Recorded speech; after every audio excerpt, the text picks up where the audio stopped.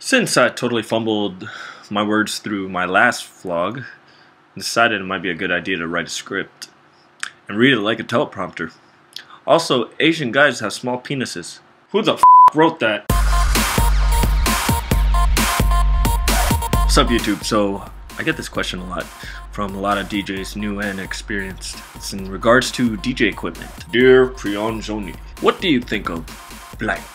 And I always answer, it's great for the people who use it well. I know it's a vague answer, but let's break it down for a second. Are you asking, what do I think of it for me? Or what do I think of it for you? Firstly, what works for me doesn't necessarily mean it's gonna work for you. I personally don't work well with controllers, but I'm not against DJs who use them. I think they're awesome for what they are, and you know what? The Pioneer DDJ SZ answered a lot of my wishes that I always wanted in a controller when it came out. But I know what you're asking. Well, what works for me work for you?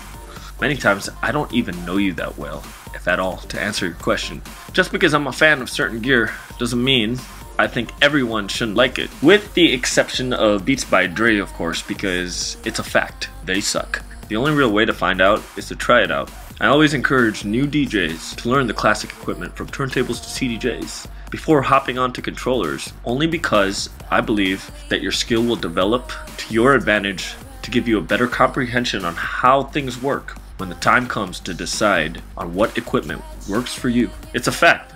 People who previously learned to spin on decks without a computer and older technology are more proficient when they decide to spin on a controller. It's like being a pilot.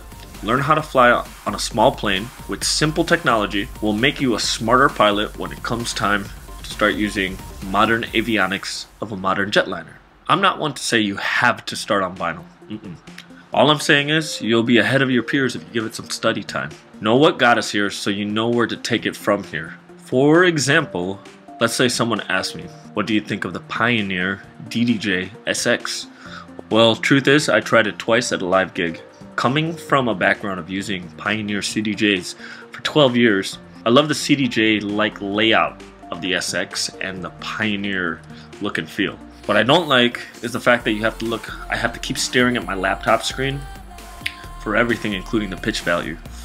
And those little ass jog wheels, I can't really scratch on those. I feel like a giant on them. These are the few reasons why I choose not to use the controller, and I don't feel comfortable with them. But does that mean the SX is not right for you? Not at all. If you don't scratch, or if you're just doing weddings or house parties, it would make more sense for you than 4 CDJ Nexuses and a DJ M900. If you're doing a wedding, you're not opening up for Armin van Buuren. The bottom line is, DJs have their own personal preference depending on what kind of DJ they are and what they do. As a new DJ, you need to define what you want to do in your DJing. If you don't, then opposing opinions about gear are going to confuse you. Some DJs like rain mixers, while others despise it. Shout out to DJ Diverse. Define what you are. If you're going to be competing in a DJ battle, then a controller is not the right thing to be getting. You better look into some used Techniques turntables and a battle mixer. If you plan on doing clubs, perhaps Serato DJ is the software of choice, with proficiency in using both the CDJs and turntables, as well as knowing how to use both a Rain 62 mixer and a Pioneer DJM series mixer, model 750 to 900. Just find an 800 to practice on. Reason for this is most of the clubs you'll be playing at, if they have in-house equipment, that's probably what you're gonna find.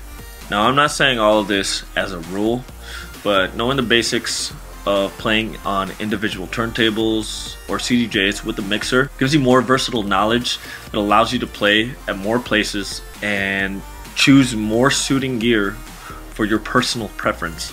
I know one of these days I'm probably gonna purchase a controller for myself for use at my smaller gigs, and it's probably gonna be the SZ.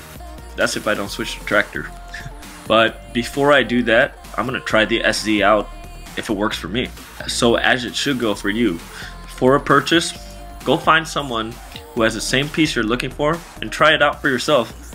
There's no reason you need to be in a hurry to be the first one to get it. And you gotta remember, what works for somebody else doesn't necessarily mean it's gonna work for you. So there you have it. Hope it helps. And if I get this question again in my inbox, I'm only gonna reply with this video. See you guys next week. Pri yon Joni out. Party Crew.